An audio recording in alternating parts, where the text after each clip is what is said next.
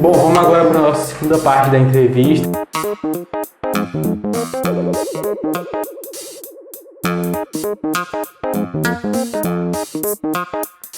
Agora nós vamos falar um pouco sobre a conjuntura municipal lá de Peixe. Nós somos peixenses, a gente acompanha um pouco da política local, vamos comentar um pouco lá.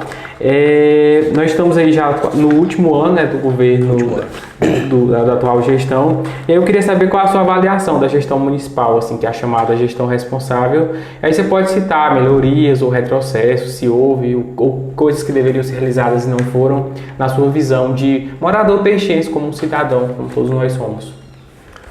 Assim, é um tanto quanto até delicado, né, você elencar pontos ou não, mas eu sempre, de quando eu mudei para Peixe, eu era muito pequeno e cresci lá, eu sempre olhei para Peixe e vi que podia melhorar muita coisa, sabe? Eu acho que o Peixe tem um potencial turístico imenso, que não é aproveitado.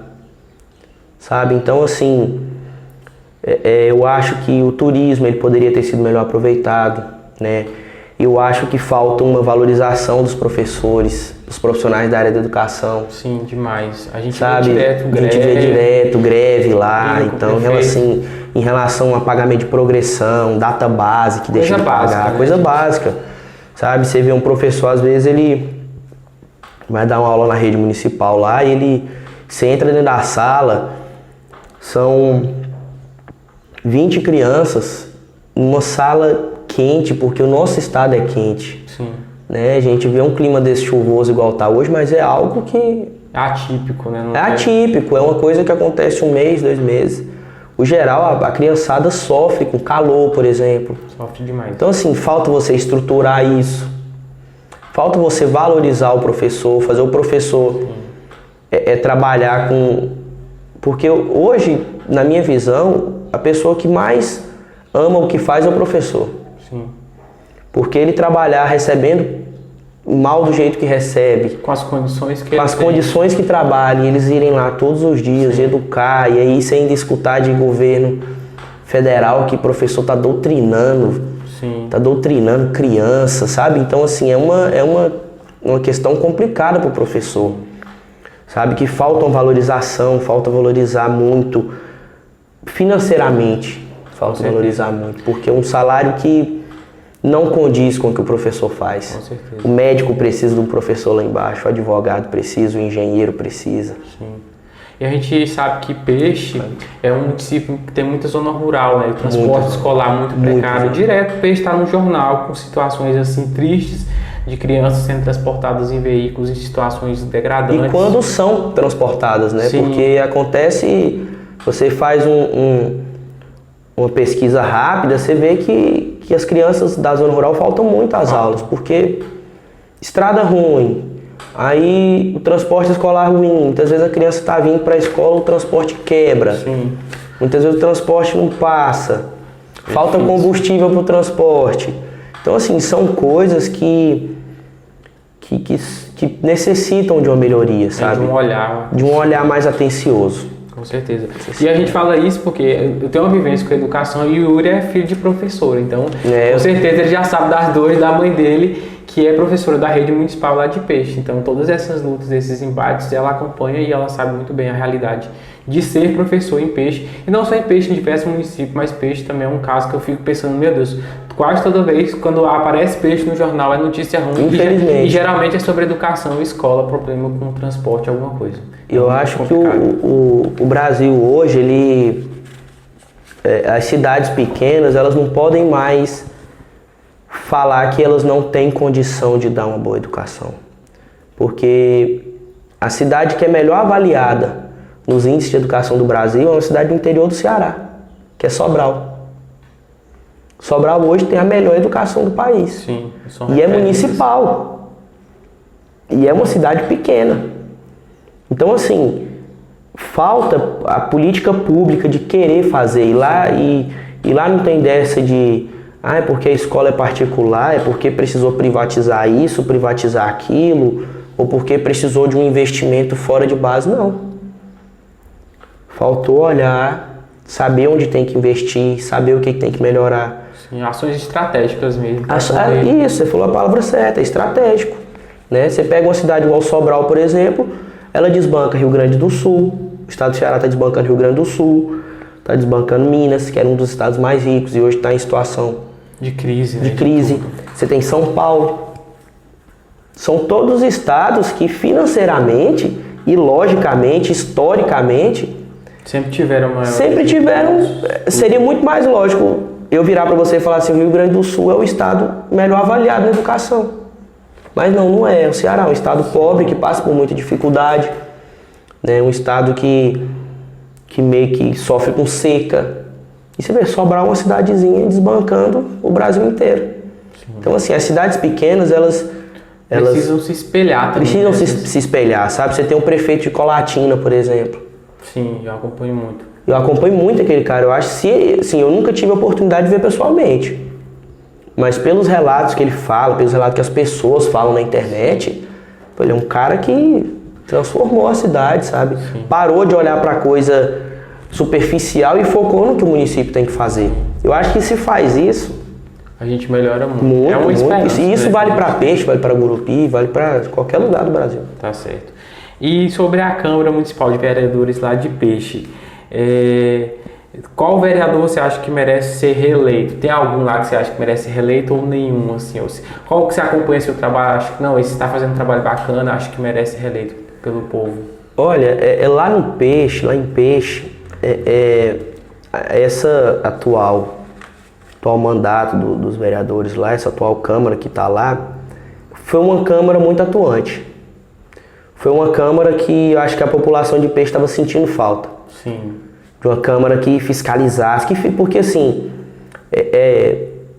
o vereador muitas vezes ele tem um papel dele confundido.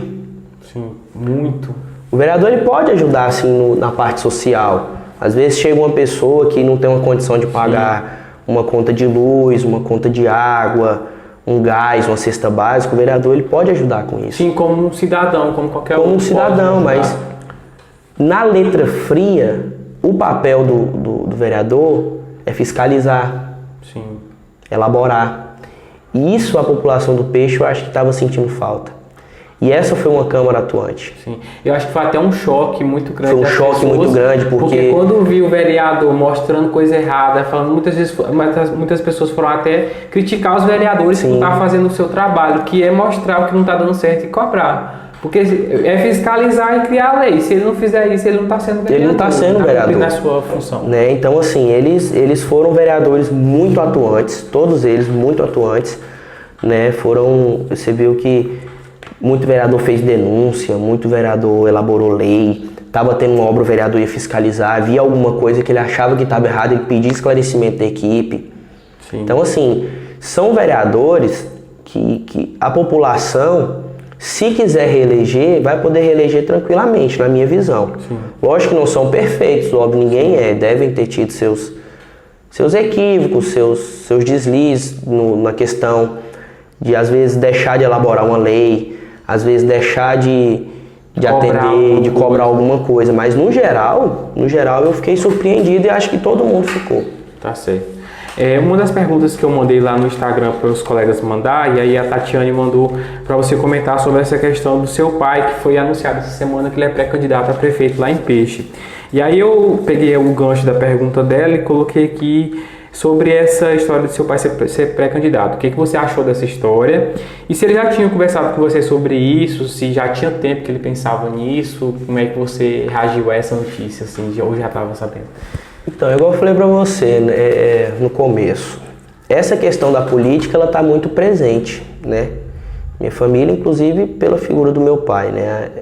Porque ele foi candidato a vice-prefeito, ele, em todos os processos eleitorais, ele participou de alguma forma, ou ele foi um coordenador de campanha, ou foi uma liderança política no palanque. Uhum. Sua mãe também foi secretária? Minha mãe ela foi secretária já de educação, ela foi secretária de turismo.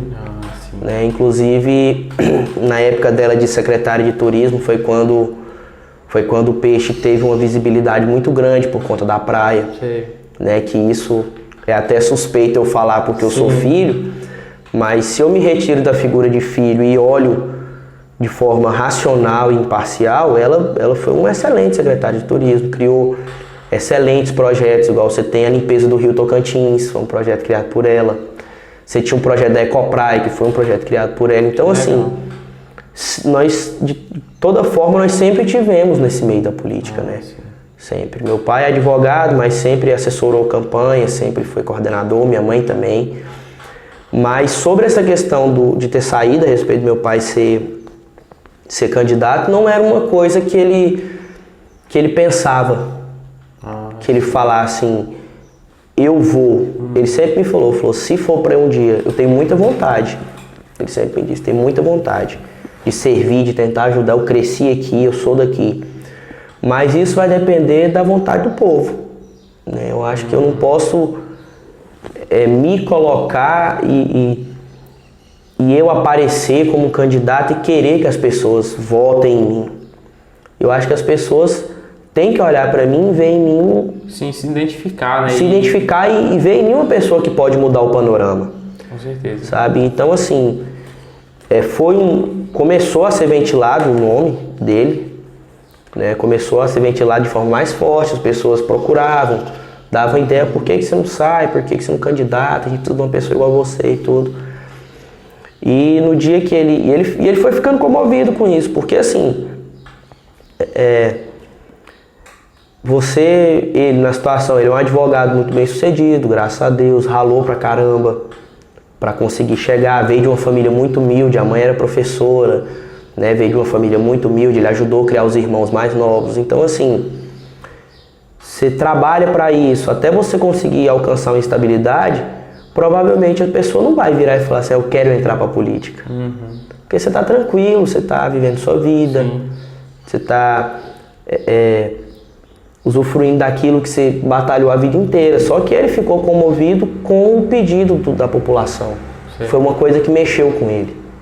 Foi uma coisa que tirou ele da zona de conforto, porque ele poderia falar, não quero, hoje eu estou bem, eu sou advogado, eu tenho minha vida, estou tranquilo, tenho uma condição boa, mas isso foi uma coisa que foi incomodando ele, que foi as pessoas chegarem e reclamar de uma falta de oportunidade, reclamar que na rua dela não passa asfalto e quando chove não dá para sair de casa. Então isso foram coisas que foram fazendo ele sair da zona de conforto e colocar o nome dele à disposição. Ele colocou o nome dele à disposição e foi bem aceito, né, pela população, está sendo bem aceito, as pessoas procuram ele, conversam com ele. E ele falou para mim, falou assim, olha, coloquei meu nome à disposição, se for mesmo que a população quer, eu falei, não, você está certo, tem que mesmo, que alguém tem que pegar para colocar o peixe em outro patamar mesmo. Que bom. E você, já pensou em entrar para a política também? A gente pensa, né, Josvan? A gente que cresce numa cidade igual Peixe, por exemplo, uma cidade pequena, a gente conhece todo mundo, né? A gente, quando é pequeno, a gente pegava a bicicleta e andava o Peixe todo, então a gente sabe até os buracos que tem na rua. Sim.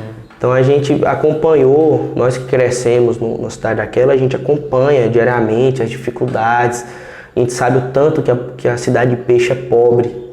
É muito triste. Sabe, às vezes as pessoas, na maioria das vezes, vão pra praia e passam direto. Sim. E vão à praia, aproveitam e não sabe o que tem ao redor da cidade. Sim, a realidade, né? A realidade, peixe, lá né? Tem gente que passa fome no peixe. Sim. E não são poucas não, são muitas pessoas, famílias aí, com uma mãe com 3, 4 filhos sozinhas, sabe? Que às vezes não tem uma condição, que às vezes não tem uma oportunidade, né? Porque hoje o peixe, basicamente, a fonte de emprego do peixe é a prefeitura. Infelizmente. Então, assim, como é que você vai colocar 4, 5, 6 mil pessoas na prefeitura? Não dá. Não dá, então a população do peixe fica refém disso, sabe? Então eu pensava muito, eu já tive muito essa vontade de, vou entrar, vou tentar ajudar. Não é uma coisa que eu tenha descartado, mas... Sim. De imediato não é uma coisa que eu pense não, futuramente, né? Sim. Futuramente eu acho que se surgir a oportunidade, se vier o convite, é uma coisa que eu tenho vontade, sim. Nossa, que bom. E todos nós que vivemos em Peixe, tivemos a nossa história que nasceu, cresceu, a gente sempre almeja uma peixe dos nossos sonhos, né? E aí, qual é a peixe dos seus sonhos, assim? Qual é a cidade que você quer que tenha, né? Quer que seja? Porque às vezes a gente olha tantas realidades como você citou, fala, oh, isso aqui poderia ser tão diferente, né? Qual é o modelo de cidade que você gostaria que o peixe fosse, assim? Que você já viu, que você tem de referência, que poderia citar? Olha, eu acho que peixe hoje tem uma riqueza que ela tem que ser explorada, e quando eu digo explorada não é acabando, é explorando pelo lado bom da palavra, que é o turismo. Sim. Eu acho que é uma bandeira que o peixe tem que se agarrar e se investir. Às vezes a gente viaja, você é um cara viajado, você conhece lugar, você conhece lugar grande, você conhece lugar pequeno. Eu já viajei para um lugar que tinha um riozinho desse tamanho e que eles fizeram a cidade em função desse rio e a cidade desenvolveu. Sabe, você gera emprego, você gera renda, o comércio fica forte, o turista vem, o turista gasta. Qualquer coisa que você faça, se você é um cara que faz artesanato, você vende. Sim. Se você tem um restaurante, você vende. Então eu acho que o peixe ele tem que expandir a visão. Sim, tem que focar. Eu às vezes eu chego na entrada de peixe, eu fecho os olhos assim e eu consigo imaginar uma cidade totalmente diferente. Sabe, uma cidade bonita, uma cidade arborizada, uma cidade limpa, sem buraco, sem lama, sem sujeira, as ruas todas asfaltadas, uma orla bonita na cidade, para atrair, para ver o pessoal do peixe ganhar dinheiro e não ficar dependendo da prefeitura. Sim. Sabe, eu acho que isso de você fazer a pessoa dependente de uma prefeitura, eu acho que é muito ruim. Sim. Infelizmente até uma estratégia, né? Porque estratégia quando você mantém as pessoas, né, ali dependendo de você, elas estão ali na tua mão. Então você faz o que quiser. A pessoa não tem independência, né? Até para reclamar, os meninos, uma colega minha falou, Josivão, eu quero um da TV. Mas eu não posso dar entrevista porque senão minha mãe vai perder o emprego. Você pode dar entrevista? Eu falei, eu moro em Gurupi, eu não tô nem aí. Então, tipo assim, as pessoas tem um problema, tem muitas coisas que acontecem lá, não podem muitas vezes nem se publicar, não pode reclamar, muitas vezes não pode nem ir lá mesmo reclamar, porque senão são marcadas, são perseguidas. Então, a gente precisa se livrar disso e uma das saídas dessa com certeza é gerar emprego através do turismo. Eu acho que o peixe não é uma cidade que ela vá ter 100, 200 mil habitantes, não é o perfil da cidade. Sim. O peixe é uma cidade pequena. Só que você pega, por exemplo, você tem exemplos aí, Pirinópolis, em Goiás, é uma cidade pequena. Você pega Rio Quente, que é uma cidadezinha ao lado de Caldas Novas, que é pequena e é movimentada, é bem cuidada. Aqui no Tocantins, você vê Pindorama crescendo por conta da Lagoa do Japonês. Sim. Você pega aquele Rio Azul, essa cidade, acho que é Aurora, não é? Sim. Crescendo por conta do rio, da questão do turismo. Sim. Você vê Palmas, que até pouco tempo atrás, ninguém olhava para Palmas com intuito turístico. Não. Era uma cidade feia, era uma cidade... E não tinha essa divulgação. Não tinha nada, você não tinha uma diversão, você não tinha nada. Hoje já tem uma rota de turismo em Palmas. Tem uma rota de turismo, né? Você vê assim, e tudo é questão do gestor entrar, porque você pega...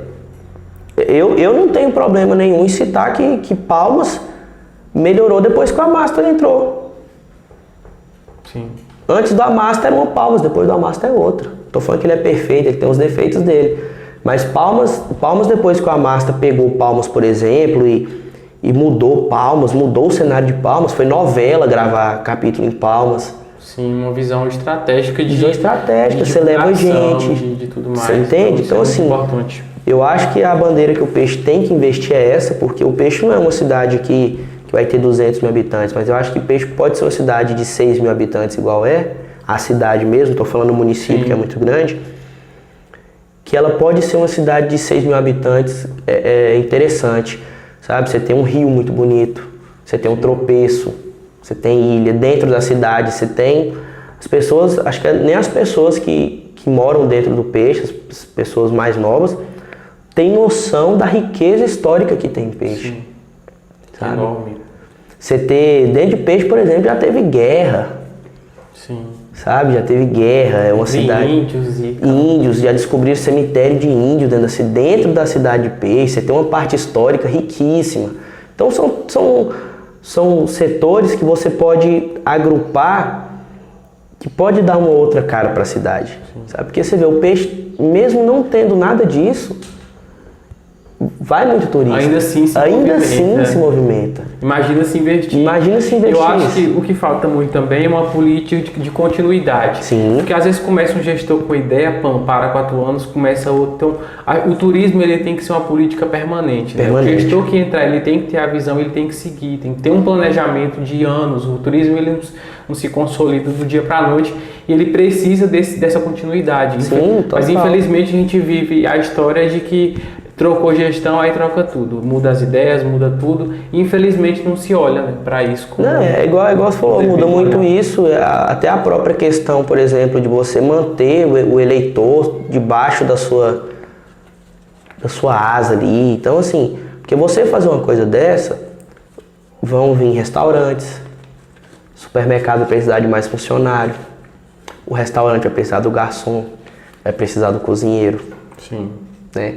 O hotel, vão abrir hotéis, os hotéis vão precisar de funcionário. Então, assim, são coisas que dariam independência. Né? Você pega aqui o Sebrae em Gurupi, que é uma instituição que cuida e gerencia. Que gerencia, dá treinamento. Eu lembro que quando minha mãe foi secretária de turismo na cidade, teve treinamento para garçom, teve curso de culinária, teve atendimento, inclusive guia turístico. Vários cursos meus que eu tenho no meu currículo foi mais ou menos dessa época, 2011, 2010, sim. Que tinha vários cursos de atendimento ao cliente, vendedor. Então, assim, era uma política permanente de cuidar da capacitação das pessoas. Tem que capacitar, porque não tem como receber o turista. Sabe por quê? Porque, por exemplo, se você vai abrir um restaurante, você é daqui, e você vai para Peixe, inicialmente você não vai querer levar a mão de obra daqui. Com certeza. Você não vai querer, você vai contratar mão de obra lá. Você entende? Então, assim, por isso que você tem que trabalhar pessoas, você tem que preparar, você tem que falar assim, olha, você tem que atender assim, você vai fazer um curso de atendente, um curso de guia. Sim. Você vai fazer um curso de culinária. Se você prepara a mão de obra e leva o investimento, é o casamento perfeito. Uma cidade que tem um potencial turístico daquele. Com certeza. Então é isso, pessoal. Chegamos ao fim da nossa entrevista. Esse é o Yuri, um colega lá de Peixe, ele é advogado. A gente falou sobre diversos assuntos, foi muito bom o nosso papo. Agradeço pela oportunidade, por ter vindo aqui, que estava em Peixe, veio para Gurupi e a gente bateu esse papo. E é isso, compartilhem. Se quiser deixar alguma mensagem, alguma pergunta, pode deixar aí que depois o Yuri pode responder também. E agradeço a oportunidade, Yuri, e peço que Deus abençoe, né, a sua vida, todos os seus planos, e que tudo dê tudo certo. Porque você é uma pessoa muito iluminada, uma pessoa gente boa mesmo. Apesar de ser murcho, gente. Se vocês conhecerem o Yuri como amigo, ele é murcho, mas é uma pessoa gente boa. Sou gente muito, boa. Muito gente boa. Valeu por ter assistido até aqui. E me acompanhe aí pelas redes sociais. Vou deixar aqui o meu arroba e o arroba do Yuri também para vocês acompanharem aí. Valeu e até a próxima. Até a próxima, valeu, viu? Continue aí com esse seu projeto, que é uma iniciativa muito boa, vai atingir muita gente. Com certeza. Valeu, pessoal. Até mais. Ai, meu Deus, acabou. Finalizamos, né?